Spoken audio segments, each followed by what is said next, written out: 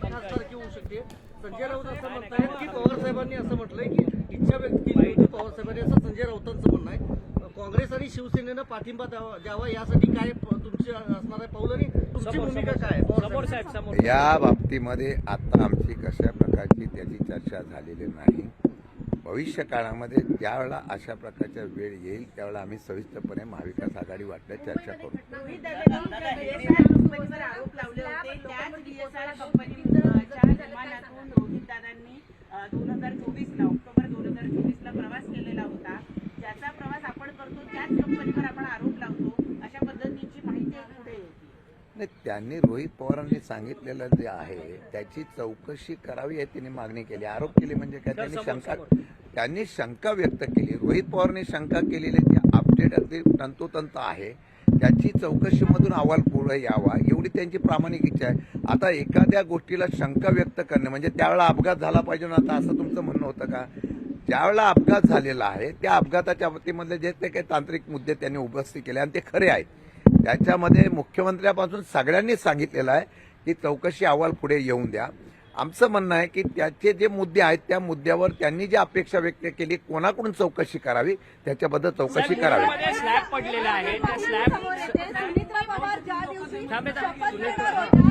एकेकाने विचारा पण शरद पवारांच्या कुटुंबियांकडनं कोणताही गोविंद बागेत फोन केला होता पण प्रतिसाद रिस्पॉन्स आलेला नाही. याची मला कल्पना नाही. मुंबईमध्ये मोठी घटना घडली आज. मेट्रोचं काम सुरू असताना सिमेंटचा एक स्लॅब कोसळला, त्याच्यामध्ये 2 ते 3 जण जखमी झाले. एक जण मृत्युमुखी देखील पडला. खरं पण असं आहे की आता ज्या घटना घडतात याची काळजी घेणं त्या डिपार्टमेंटचं, त्या कंपन्यांचं, कॉन्ट्रॅक्टरचं काम आहे. अनेक ठिकाणी वेगवेगळ्या राज्यामध्ये सुद्धा अशा प्रकारचं मेट्रोचं काम असताना स्लॅब पडलेले आहेत. त्यानंतर वेगवेगळ्या प्रकारच्या क्रेन पडल्या, अशा बऱ्याच अपघात झालेले आहेत. माझ्या माहितीप्रमाणे अपघात झाल्यानंतर ती प्रिकॉशन घ्यायची, काळजी करण्याची गरज त्या असलेल्या कॉन्ट्रॅक्टर आणि त्या कंपन्यांची आहे. जर तशा प्रकारची झाली नसेल तर त्यांच्यावर कारवाई करावी आणि जे जखमी झाले किंवा ज्यांना त्यांना सरकारने मदत. निकृष्ट दर्जाची कामं महत्वाची होतात आहेत, सगळी केली जातात आहेत. खरं तर ही पहिल्यांदाच घटना घडत नाहीये.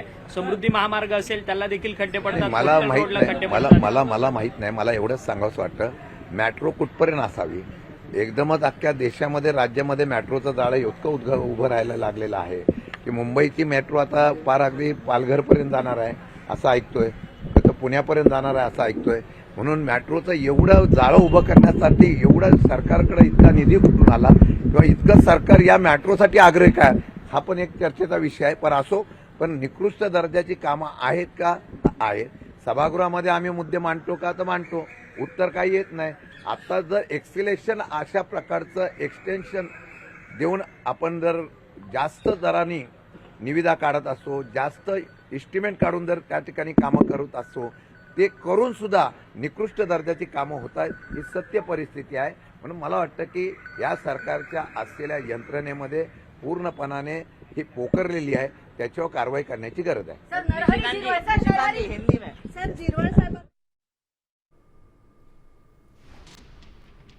आपण बघतोय माझ्या लेखात आक्षेपार्ह आहे असं काही मला वाटत नाही. दादांची जी इच्छा होती तोच विषय आम्ही मांडला असं शशिकांत शिंदे यांनी म्हटलंय. विलिनीकरणाबाबत आता बोलायचं नाही असं देखील आम्ही ठरवलंय. त्यामुळे विलिनीकरणाचा विषय आम्ही बंद केला आहे असं ते म्हणाले.